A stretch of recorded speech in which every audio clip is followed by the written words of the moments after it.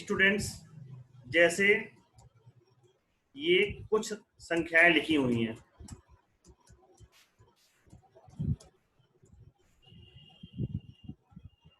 अब हमें किसी संख्या को किसी दूसरी संख्या में से घटाना है, तो इसके लिए हम लिखेंगे इक्वल। हम सब जान चुके हैं कि अगर हमें जोड़ना होता तो हम लिखते सम, अगर हमें गुणा करना होता तो हम लिखते प्रोडक्ट, लेकिन चूंकि हमको घटाना है इसलिए अब हम यहां पर कुछ भी नहीं लिखेंगे, सीधे ब्रैकेट लगाएंगे। और सीधे ब्रैकेट लगाने पर पहले हम वह संख्या देखेंगे कि जिसमें से हमको घटाना है।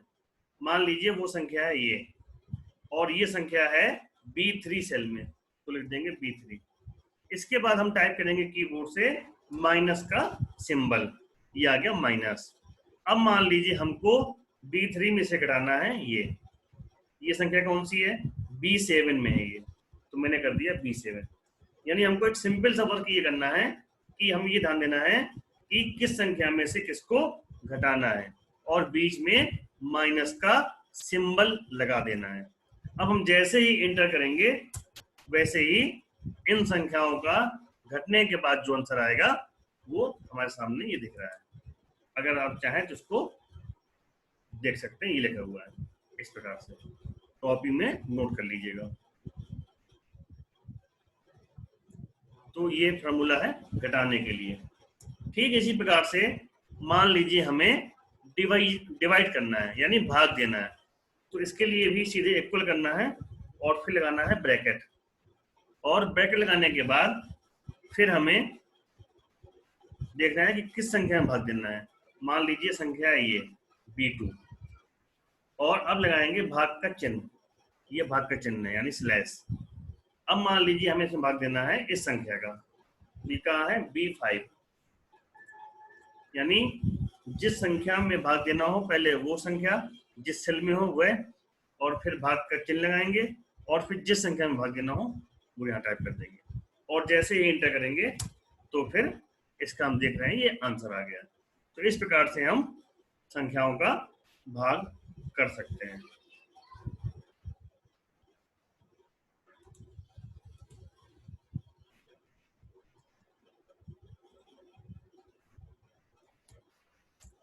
अब आपको स्क्रीन पर सामने ये दो संख्याएं दिख रही होंगी। अब आप लोग इसका फार्मूला टाइप करिए घटाने के लिए।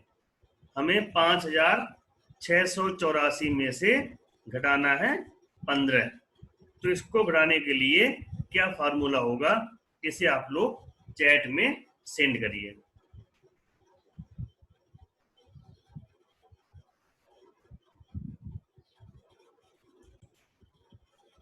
तो देखिए स्टूडेंट्स, इनको बढ़ाने के लिए हमें लिखना पड़ेगा सबसे पहले इक्वल, इसके बाद लगाएंगे ब्रैकेट।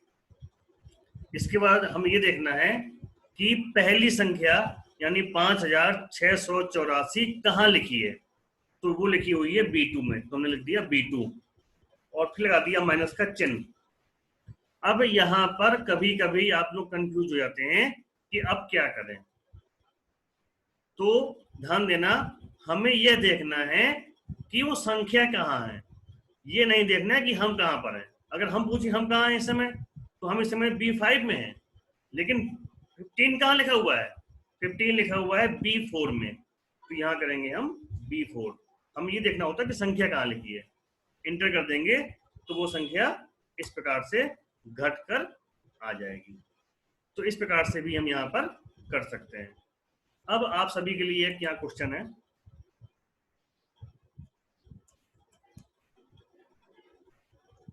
ये जो लिखा हुआ है 10,000 रुपए, ये लिखा हुआ है मूलधन, ये लिखा हुआ है समय 6 वर्ष, और ये लिखा हुआ है ब्याज की दर 12.5%।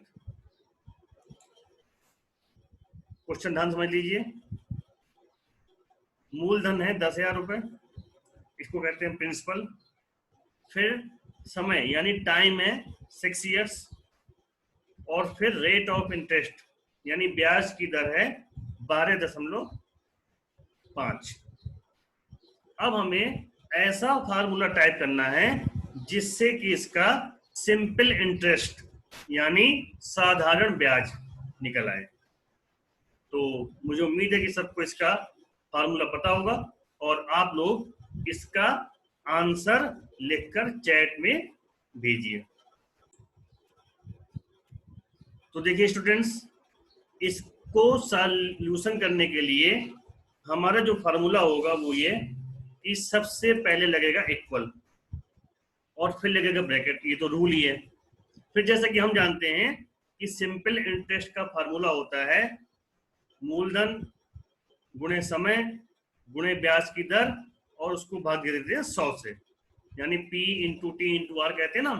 तो यहाँ पे हमको P into T into R नहीं करना है, यहाँ पे हम ये देखना है कि संख्याएं लिखी कहाँ हुई हैं। तो हमारा जो मूलधन लिखा हुआ है वो लिखा है B2 में, तो यहाँ कर दिया हमने B2। फिर अब हमें इसको गुणा करना है, तो अब चूंकि यहाँ पे गुणा भी है भाग भी है, तो आपको ध्यान होगा जैसे हमने घटाने के लिए किया था माइनस, भाग के लिए किया था भाग का चिन्ह, इसी प्रकार से मल्टीप्लाई करने के लिए होता है ये, इसको हम बोलते हैं स्टार। तो स्टार टाइप कर देंगे। स्टार आता है जब हम कीबोर्ड में शिफ्ट के साथ में 8 वाली की दबाएंगे तब आ जाता है स्टार। अब 6 कहां पर है? अब 6 है B4 में, तो हमने यहां कर दिया B4। फिर स्टार, फिर जो रेट ऑफ इंटरेस्ट है वो कहां पर है? B6 में, तो हमने कर दिया B6। अब इसको डिवाइड कर देंगे 100 से, ये होगा फार्मूला हमारा। जब ये फार्मूला होगा और अब हम इसको इंटर कर देंगे तो ये आ गया। ये देखिए आप लोगों ने बिल्कुल आंसर सही भेजा था, लेकिन मैं आप लोगों से फार्मूला पूछ रहा था।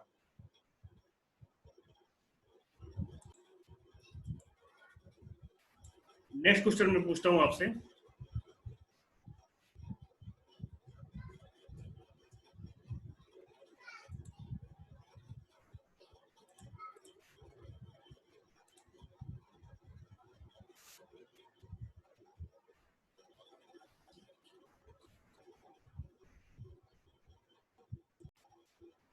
तो स्टूडेंट्स आपके सामने आ रहा है नेक्स्ट क्वेश्चन।